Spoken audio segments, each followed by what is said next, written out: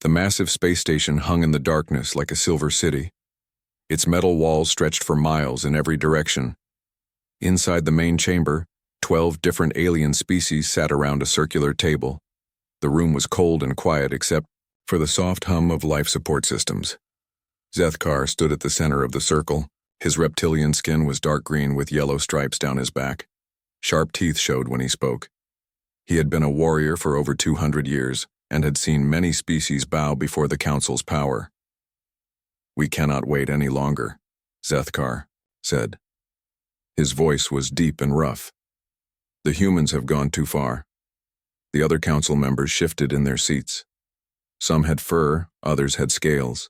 A few looked like walking crystals that caught the light. They all had one thing in common. They feared what humanity was becoming. 17 star systems in 50 years, Zethkar continued. He pressed a button and a holographic map appeared above the table. Red dots showed human colonies spreading across space like a disease. Most species take 300 years to expand. This much. The humans do it in 50. A tall, thin alien with blue skin raised one of its forearms. "Perhaps they are just lucky," it said in a voice like wind through metal. Zethkar's eyes narrowed. "Lucky? They have built cities on worlds where the air burns your lungs. They mine asteroids and radiation fields that would kill us in minutes. They trade with species we marked as dangerous." He pointed at the map. "This is not luck. This is something else." The crystalline Zephyrian at the far end of the table spoke. Its voice sounded like musical notes. "Our intelligence reports show they refuse to follow expansion protocols. They do not ask permission. They do not pay tribute. They act as if our laws do not exist.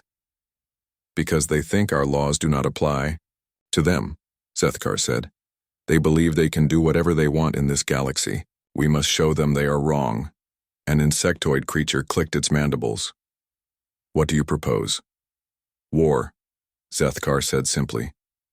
"We give them one chance to submit. If they refuse, we destroy them." The room fell silent. War was serious business. The Council had fought before, but always against primitive species with simple weapons. Humanity was different. They had faster ships than most Council members. Their weapons were strange but effective. Their soldiers fought with a fury that disturbed even veteran warriors. "Are we certain this is necessary?" asked a furry creature that looked like a large bear. "Perhaps we could negotiate." Zethkar laughed, but there was no humor in it. "Negotiate? They ignore our messages. When we send official documents, they file them away and forget about them.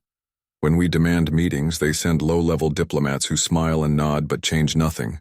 He walked to the viewing window that showed the stars beyond. 73 species have joined the Council over the past 1,000 years. All of them understood the rules. All of them knew their place. The humans think they are special. "Maybe they are," whispered the blue-skinned alien. Zethkar spun around. "Special? They are mammals who barely discovered space travel 200 years ago. They have no advanced technology we have not seen before. They are not stronger than the Klaxi, or smarter than the Zephyrians. They are nothing special." But even as he said it, Zethkar felt doubt in his mind. There was something about humans that made him uncomfortable. They did not react to threats the way other species did. When the Council showed force, most aliens became afraid. Humans seemed to become more interested. The vote was quick. 12 species, 12 voices for war. Only the Zephyrian hesitated before adding its vote to the others. "Send the message," Zethkar ordered. "Standard ultimatum format. They have 30 standard days to comply or face the consequences." While the Council prepared their message, life continued normally in human space. Admiral Jake Harrison sat in his office on the Mars Defense platform reading daily reports. Coffee grew cold in his cup as he reviewed supply requests from the outer colonies. His aide, Lieutenant Kelly Davis, knocked on the door. "Sir, we have an incoming transmission from the Galactic Council." Harrison looked up. "The what?" "The Galactic Council, sir. It's marked as urgent and official." Harrison shrugged. "Put it through to my desk." The message appeared on his screen. Harrison read it slowly, his eyebrows rising with each line. The document was formal and threatening. It demanded that humanity stop all expansion activities immediately. It required humans to submit to council authority over trade and colonization. It gave them 30 days to comply. The consequences for refusal were listed in detail: economic sanctions, military blockade, direct military action against human colonies and ships. Harrison finished reading and leaned back in his chair. He thought about the new farming dome on Mars that was almost ready for planting. He thought about the mining operation in the Alpha Centauri system that was ahead of schedule. He thought about his daughter's school play next week. "Lieutenant Davis," he called. "Yes, sir." "Schedule a meeting with Dr. Kane from the Xenobiology Department. I want to know more about these council people." "Should I alert the president, sir? This seems like a declaration of war." Harrison looked at the message again. The aliens seemed very sure of themselves. They wrote like people who had never been told no before. That was interesting. "Not yet," he said. "Let's see what Dr. Kane knows first. And remind me to call my wife about dinner plans tonight." Lieutenant Davis stared at him. "Sir, did you read the part about military action?" "I did." Harrison saved the message to his files. "Anything else on the schedule today?" 3 hours later, Harrison met with Dr. Lisa Kane in the station's observation deck. Earth hung below them, blue and white and beautiful. Dr. Kane was a small woman with gray hair and sharp eyes who had spent 20 years studying alien cultures. "They're serious," she said after reading the council's message. "This is how they've controlled the galaxy for 1,000 years. Make demands, threaten force, wait for surrender." "Has it worked before?" Harrison asked. "Every time. Most species give up before any fighting starts. The council has detailed records of 73 successful incorporations." Harrison nodded. "What makes them think it will work on us?" Dr. Kane smiled. "They don't understand humans very well. They think we're like everyone else they've conquered." "Are we?" "No," Dr. Kane said. She looked out at Earth. "We're really not." Harrison thought about that for a moment. Then he asked about the progress on the new Mars agricultural domes. 21 days passed since the council sent their ultimatum to Earth. The deadline was in 9 more days. On the council station, nervous energy filled the air like electricity before a storm. Zethkar paced in his private quarters. He had expected some response by now. A plea for mercy, a request for negotiations. Even angry defiance would have been normal. Instead, there was nothing but silence from human space. "This is not right," he muttered to himself. His claws scraped against the metal floor with each step. The door chimed and Veltar entered. The crystalline Zephyrian moved with fluid grace, its body catching and reflecting the room's lights in rainbow patterns. "The intelligence reports are ready," Veltar said in its musical voice. "What have you learned?" Zethkar demanded. Veltar's form shifted slightly, a sign of uncertainty. "The humans continue their normal activities. Supply ships move between colonies on regular schedules. Construction projects proceed without delays. Civilian traffic flows normally through all systems." Zethkar stopped pacing. "They must be preparing defenses, moving military assets, something." "No increase in military activity detected. Human naval vessels maintain routine patrol patterns. No ships have been recalled from distant assignments. No emergency meetings of their leadership." "That makes no sense." Zethkar's tail lashed behind him. "They received our message. We confirmed transmission." "Yes, it was delivered to their Mars defense platform and forwarded through normal channels to their government." Zethkar grabbed a data pad from his desk. "Show me the human communication intercepts." Veltar projected a holographic display. Streams of human data flowed past in translated text. Messages about crop yields, shipping schedules, entertainment broadcasts. A discussion about someone's birthday party. "Where are the military communications?" Zethkar asked. "Scattered throughout. Normal traffic. No special encryption. No emergency protocols activated." Veltar highlighted several messages. "Here, A colony administrator requests additional medical supplies. Here, a naval captain reports successful completion of a training exercise. Here, someone complains about cafeteria food. Zethkar read the messages with growing confusion. This captain, he mentions our fleet movements. Yes. He notes that unknown vessels are conducting maneuvers near the border systems and recommends maintaining safe distances to avoid interference. He treats our war fleet like a navigation hazard. Apparently so. Meanwhile, in the Outer Rim territories, Captain Greg Collins piloted his cargo freighter New Horizons through the Proxima Centauri system. His ship was loaded with farming equipment, bound for the New Haven colony. "Hey, Captain," called his navigator, Janet White, from her station. "We've got some big ships hanging around the system edge. Want me to plot around them?" Greg looked at his screens. 3 massive alien vessels sat in formation near the system's outer planets. They were huge, bristling with weapons, and definitely not human design. "Send them a standard greeting," Greg said. "Ask if they need assistance." Janet worked her controls. A few minutes later, she shook her head. No response. "They're just sitting there watching us." "Probably tourists," Greg said. "Log their position for the next ship through. Don't want anyone flying too close by accident." "Should we report this to command?"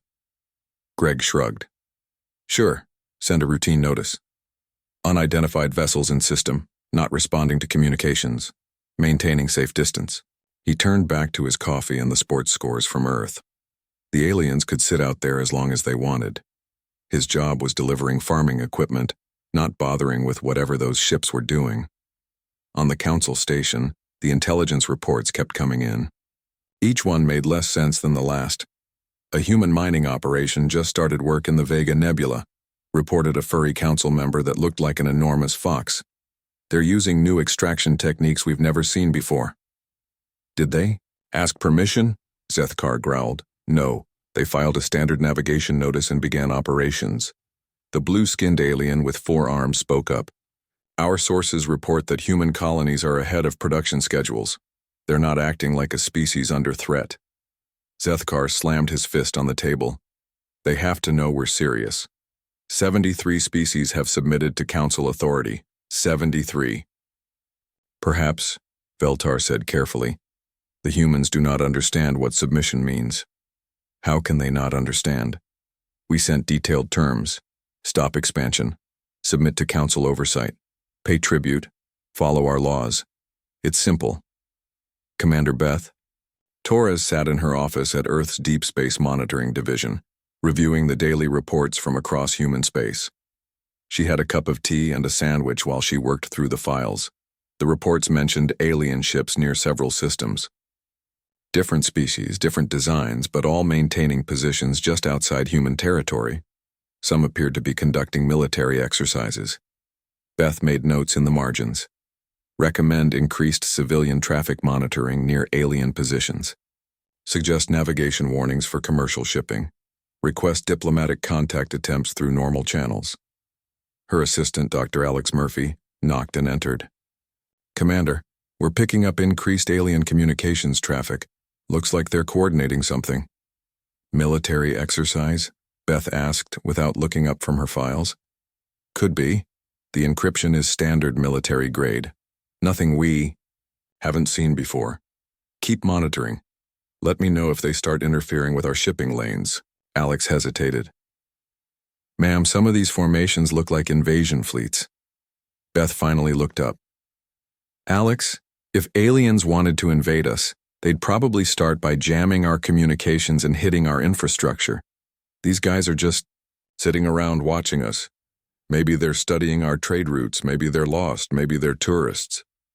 But what if they're planning something?" Beth smiled. "Then we'll deal with it when it happens. That's what we're paid for." She went back to her files. One report mentioned a new species making contact near the Kepler system. Captain Ryan Brooks aboard the UES Discovery had followed. Standard first contact protocols. Peaceful approach. Offer of trade and cultural exchange. No weapons displayed. The aliens had seemed surprised by human behavior. They kept asking about the council and whether humans had permission to be in the area. Brooks had politely explained that humans didn't need permission to explore space. Beth made a note to send Brooks a commendation. First contact situations could be tricky, but he had handled it well. Her communication console chimed. A message from Admiral Harrison on Mars. Commander Torres, please send me everything we have on this Galactic Council organization. Seems they're upset about something. Beth pulled up the files. The Council had been around for about 1,000 years. 12 member species. Claimed authority over galactic trade and expansion. Had a history of forcing smaller civilizations to join their alliance. She sent the files to Mars with a note. Standard Galactic Government Organization. Recommend normal diplomatic channels if they want to talk. On the Council station, emergency. Meetings ran day and night. The deadline was approaching and the humans showed no signs of compliance. They're ignoring us, said the insectoid member, its mandibles clicking nervously. Impossible, Zethkar replied. No species ignores the Council. The humans are, Beltar stated simply. They treat our ultimatum like junk mail. Then we make them pay attention. The bear-like alien shifted uncomfortably. Perhaps we should try direct diplomatic contact first. Send an ambassador. Zethkar's laugh was harsh. We tried diplomacy. For years, they smile, nod, and do whatever they want anyway. Force is the only language they'll understand. What if force isn't enough? Asked the blue-skinned alien quietly. The room fell silent. It was a question none of them wanted to consider. Force is always enough, Zethkar said finally. We just have to use enough of it.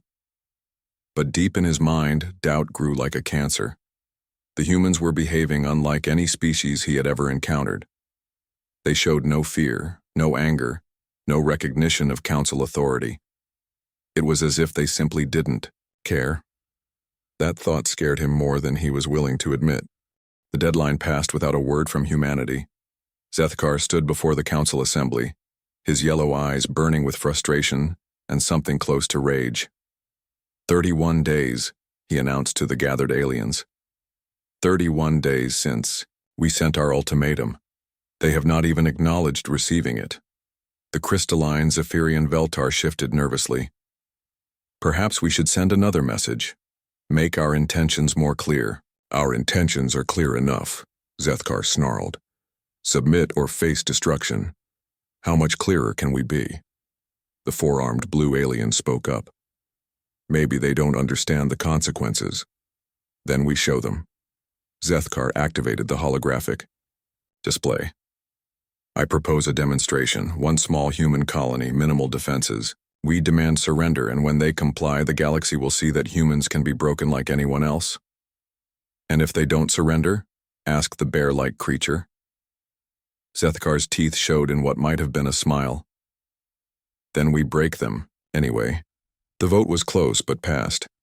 A demonstration of force against New Haven Colony and the Proxima Centauri system. 3 council ships would be more than enough for one small farming world. Commander Torlek of the arthropod Klaxi species prepared his small fleet with eager anticipation. His ships were sleek and fast, armed with plasma cannons that could reduce cities to ash. He had participated in 17 council actions over his career. This would be number 18. How many defenders do we expect? Asked his weapons officer. Intelligence. Reports minimal military presence, Torlek replied. 1 orbital platform with light weapons.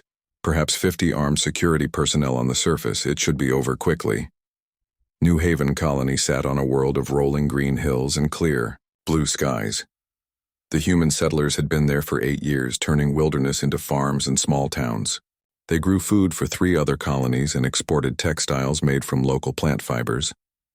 Mayor Kate Johnson was reviewing the weekly production reports when her communication console chimed. She was a practical woman in her 50s who had helped build this colony from nothing. Problems came and went. She solved them and moved on.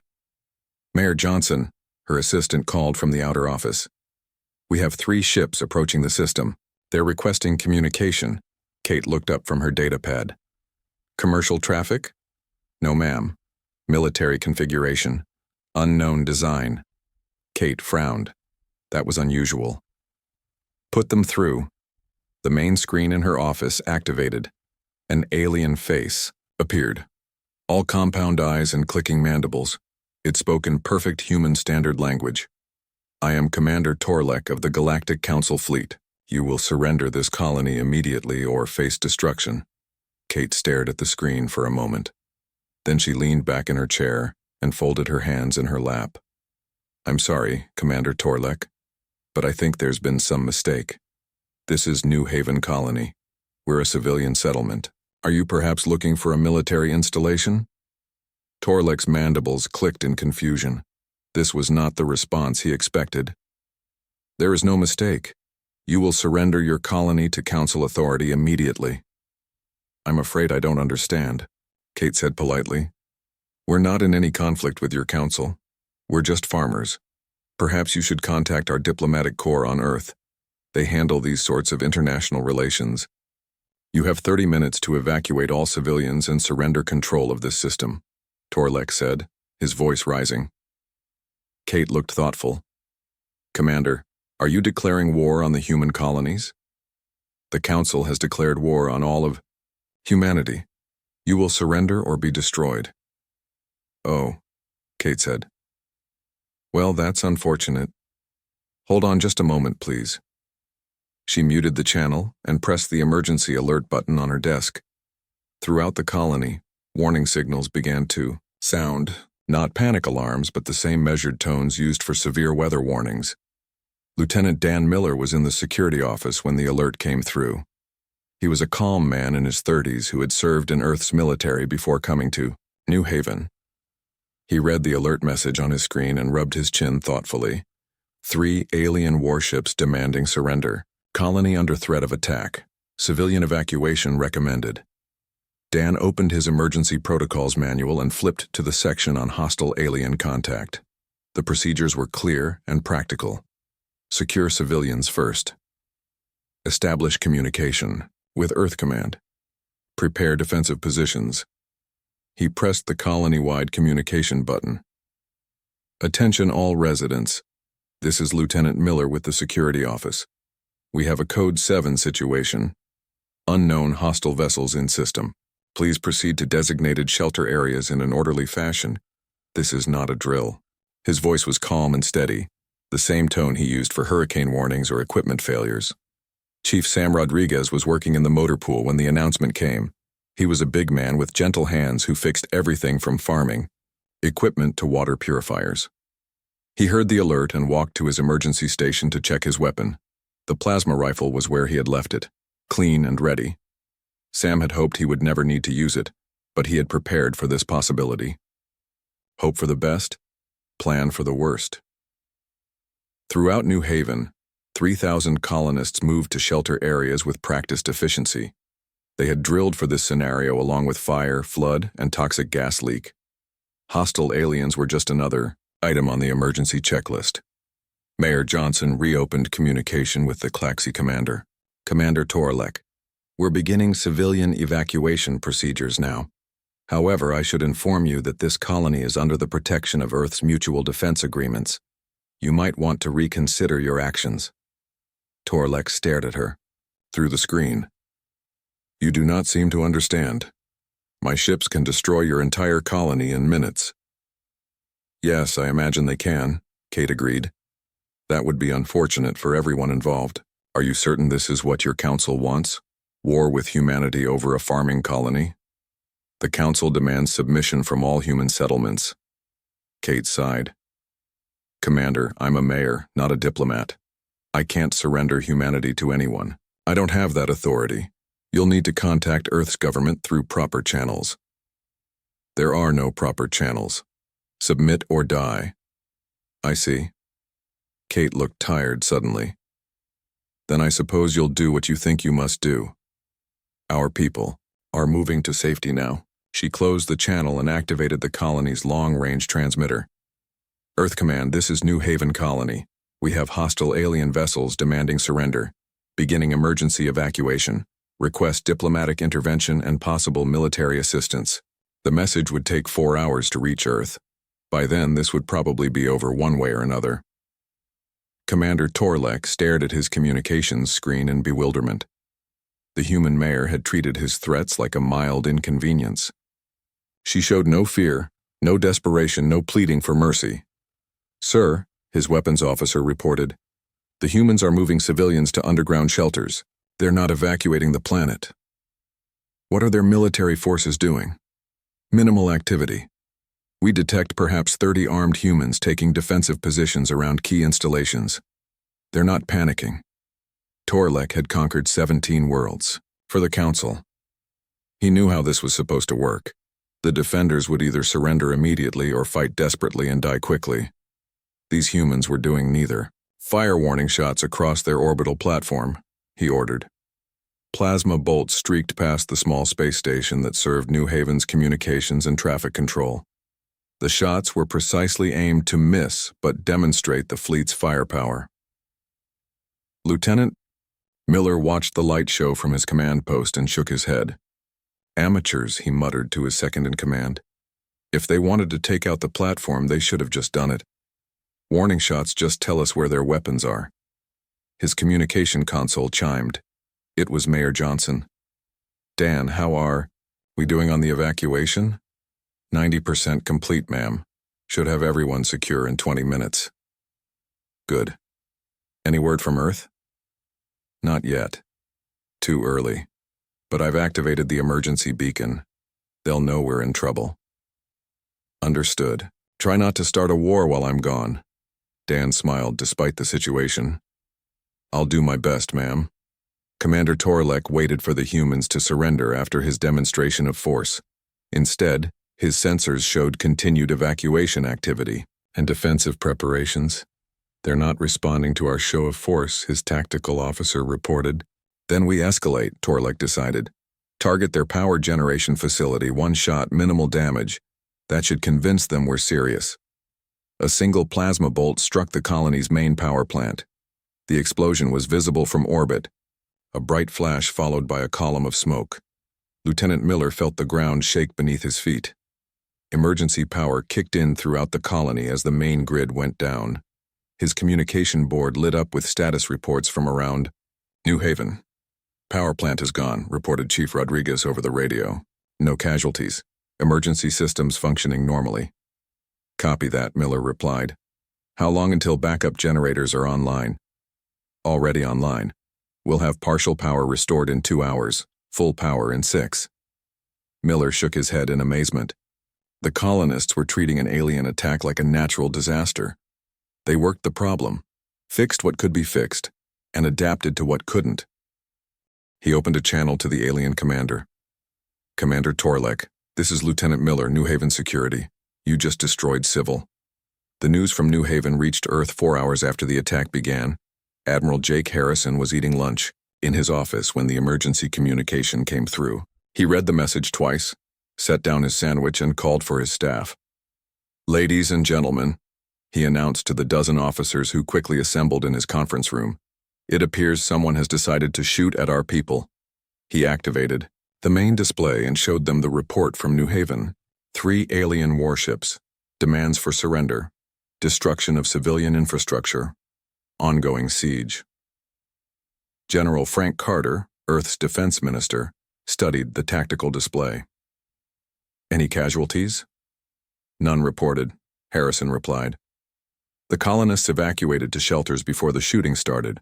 "Smart people," Carter said. "What's our response time to Proxima Centauri?" 18 hours minimum with our fastest ships." Carter nodded. "Send the Third Fleet, not to fight, just to observe and assist with evacuation if necessary, Captain." Amy Walsh spoke up from her position at the communications console. "Sir, shouldn't we try diplomacy first?" "We tried diplomacy," Harrison said. "We ignored their ultimatum because we hoped they'd come to their senses. Apparently they haven't."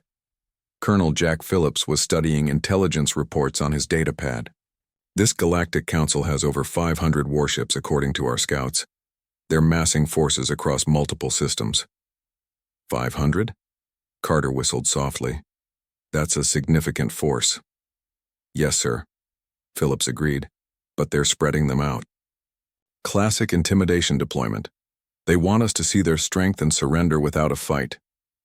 Harrison leaned back in his chair. How many ships do we have available for immediate deployment? 47 capital ships, plus escorts and support vessels, Walsh reported. Another 30 ships are in dock for maintenance or training missions. So they outnumber us about 6-1, Carter mused. Not great odds. Could be worse, Harrison said. At least they're not very good at this. The room fell quiet. Phillips looked up from his datapad. Sir? Think about it, Harrison explained. They sent 3 ships to demand surrender from a farming colony. When the farmers said no, they shot up a power plant and then sat there waiting for someone to give up. That's not military strategy. That's bullying. Carter nodded slowly. You think they're used to opponents who scare easily? I think they've never fought anyone who fights back, Harrison said. Send the fleet to Proxima Centauri. Full combat deployment. Over the next 6 hours, reports came in from across human space. Council fleets had appeared near every major human colony and trade route. The aliens positioned themselves like they were conducting a siege, but they weren't actually blocking anything. Human ships continued normal operations, simply adjusting their routes around the alien formations. Trade went on. Colonies continued their work. Life proceeded as if 500 alien warships were nothing more than traffic obstacles. Navigator Susan Blake was on duty aboard the UES Intrepid when they encountered their first council blockade. She was a young officer with steady hands and a gift for plotting impossible courses through asteroid fields. Captain, we have 12 alien vessels in formation across our planned route to the Kepler station, she reported.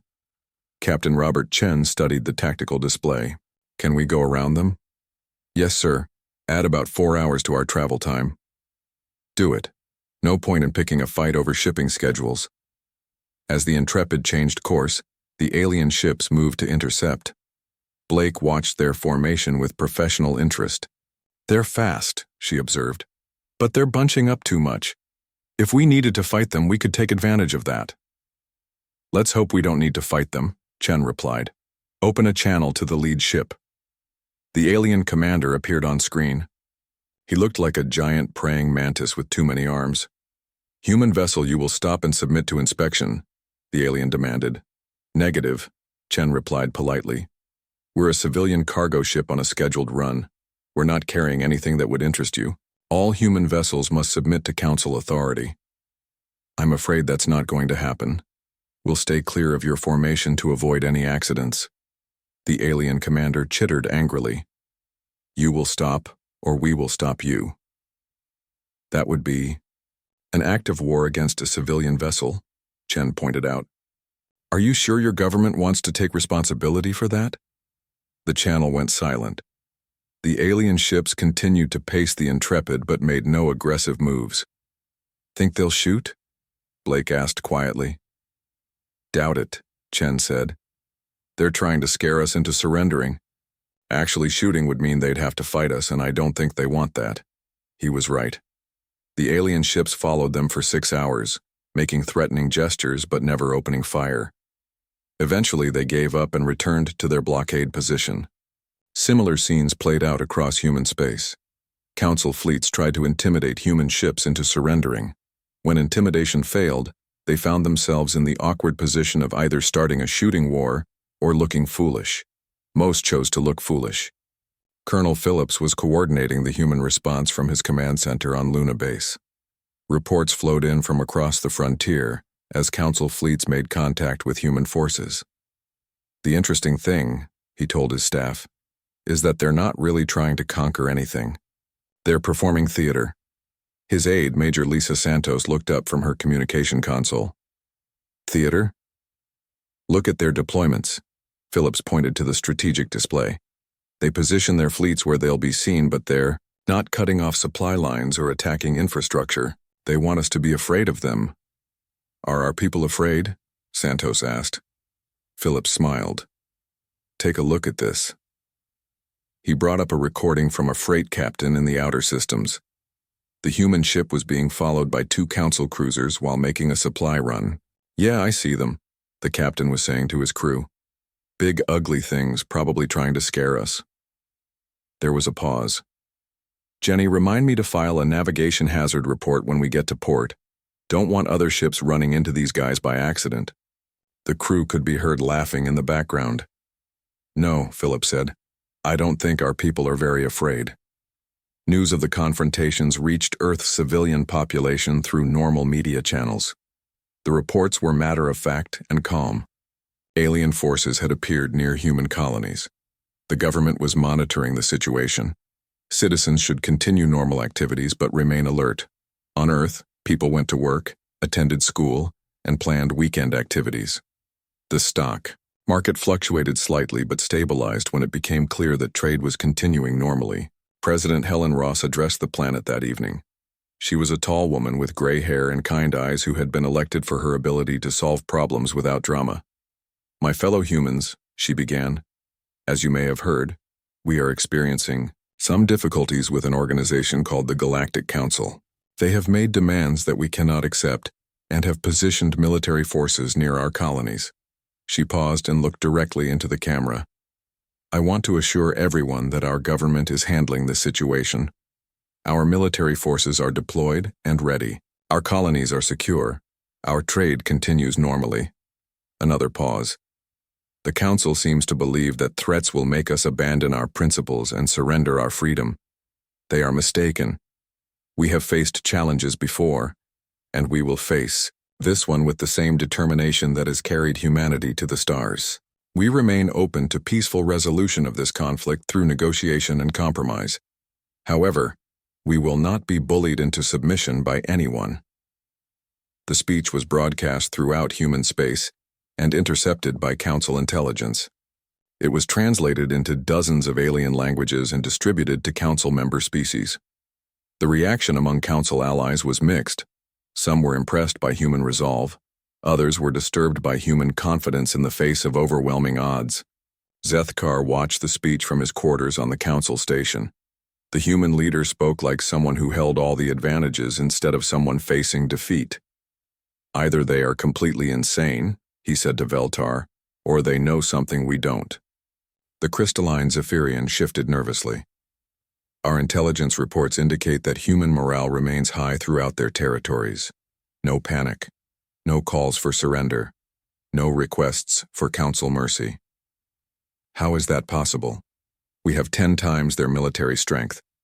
Perhaps, Veltar said carefully, strength is not the only factor in this equation. Zethkar's tail lashed angrily. Force is the only factor that matters. We will increase pressure until they break. But privately, he was beginning to wonder if humans could break at all. The Council's war had been going for 1 week. In that time, they had accomplished exactly nothing except making themselves look threatening. No human colonies had surrendered. No human ships had stopped operating. No human leaders had requested negotiations. Worse, human forces had begun to probe Council positions. Fast scout ships appeared near alien formations, gathered intelligence, and disappeared before the Council could respond. It was clear the humans were learning and adapting. They're studying us, the 4-armed blue alien reported during the daily Council meeting. Until everyone wins. 5 years later, Admiral Harrison retired to a small farm on Mars, as he had always planned. His land was next to a farm owned by Zethkar, who had discovered a talent for growing vegetables in Martian soil. They often shared dinner and discussed the old days, when the galaxy had been a more dangerous place. Sometimes other former enemies joined them, Klaxi traders, Zephyrian scientists, even a few Council species that had found new lives in human space. You know, what I never understood? Zethkar asked one evening as they watched the sunset pane. 6 months had passed since the Council declared war on humanity. What began as a simple demonstration of superior force had become a nightmare for the alien alliance. Zethkar stood in the Council chamber, but only 8 of the 12-member species still attended meetings. The others had withdrawn their fleets and returned home claiming they needed to defend their own territories. Report, Zethkar demanded of his intelligence officer. Veltar's crystalline form flickered with nervous energy. The humans have liberated 17 systems that were under Council protection. They offer the same terms to every species: voluntary cooperation, mutual trade benefits, and complete autonomy. Liberated. Zethkar repeated the word like it tasted bad. They are stealing our territory. The species they contact vote to leave the council, Veltar explained. The humans don't conquer them. They simply offer a better alternative. The few remaining council members shifted uncomfortably. The war they had started to prevent human expansion had instead accelerated it. Worse, the humans were doing exactly what they had always done, treating former enemies like potential friends. Admiral Jake Harrison now commanded the largest human fleet ever assembled. 47 ships had grown to over 100 as shipyards worked around the clock to meet wartime production needs. But the numbers told only part of the story. We're not really fighting a war, Harrison explained to his staff during their morning briefing. We're conducting the galaxy's largest diplomatic mission. Captain Amy Walsh nodded from her position at the communications console. Every system we visit, we gain new allies.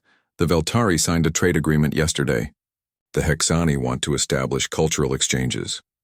What about actual combat? Asked Colonel Phillips. Minimal, Walsh replied. Most council forces withdraw when we arrive. When they do fight, they're not very good at it. Harrison pulled up the tactical reports from the last engagement. They fight like people who expect their enemies to run away. When we don't run, they don't seem to know what to do next. The Battle of Kepler 442 had been typical. A council fleet of 30 ships had tried to defend a strategic system.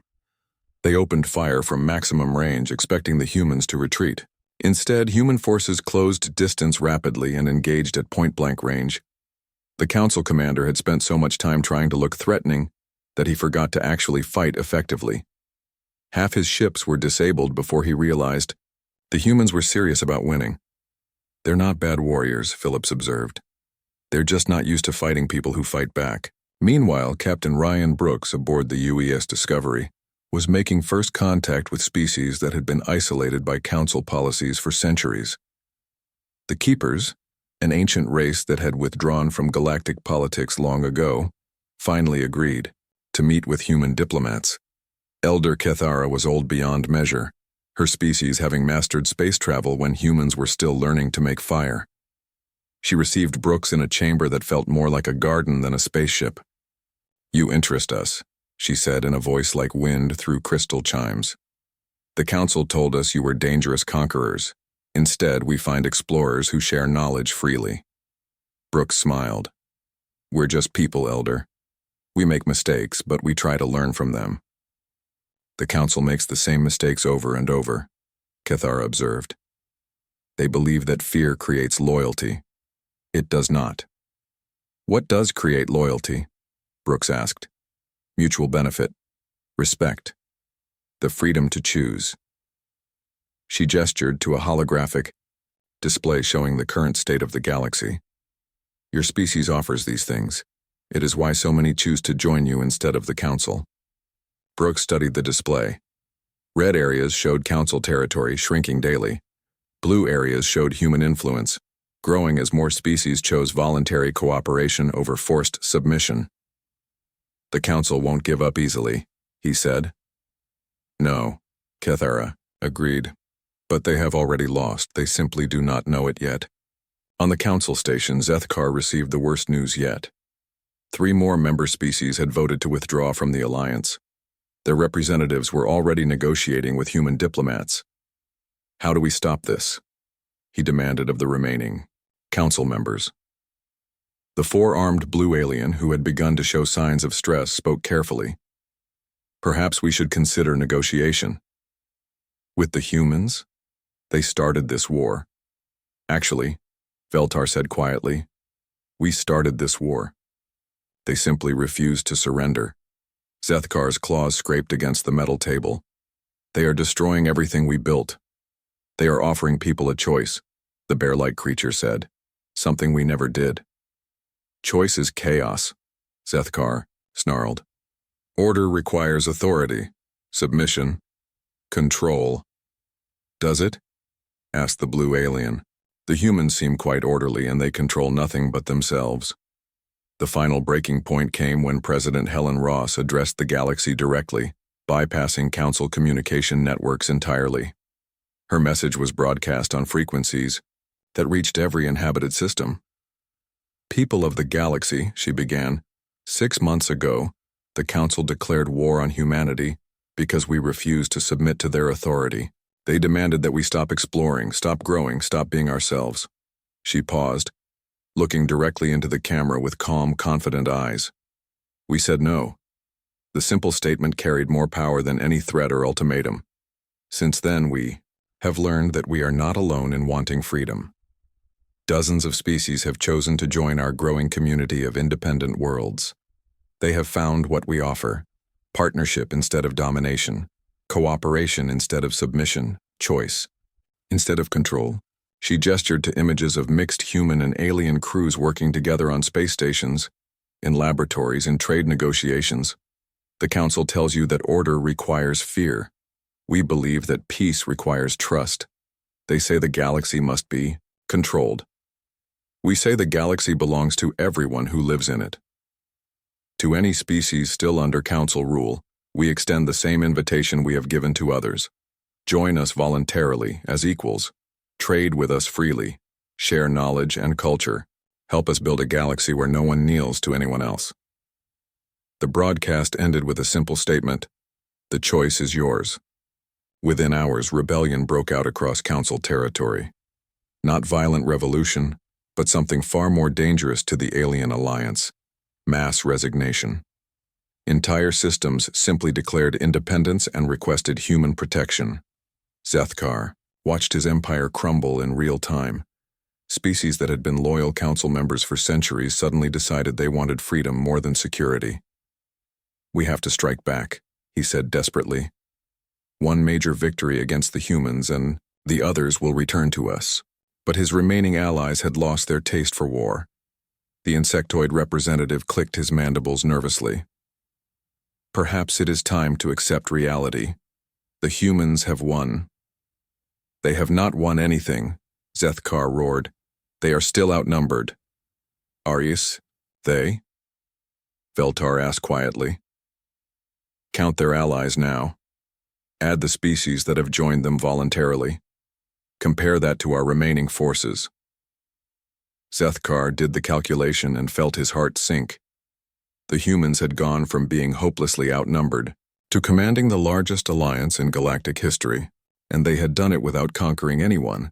The war ended not with a great battle, but with a simple communication.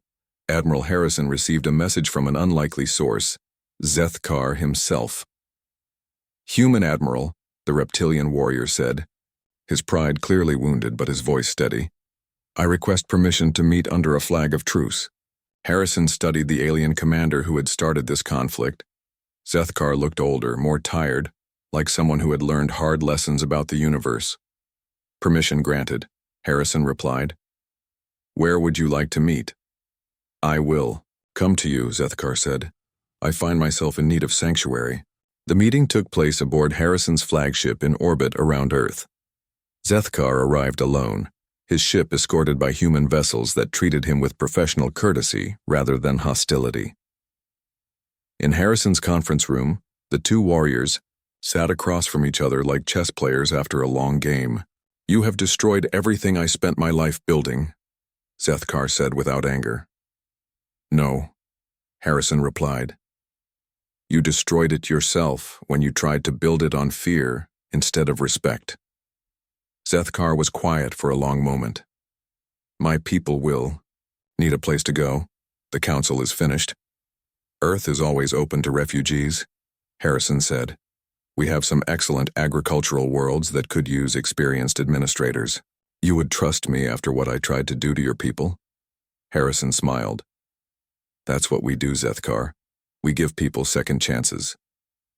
The former council leader looked out at Earth through the conference room's viewing port. Blue and white, and beautiful, just as Dr. Kane had described it so many months ago. "Your Dr. Kane was right," he said finally. "Humans really are different." "How so?" "Other species fight until someone wins and someone loses. You fight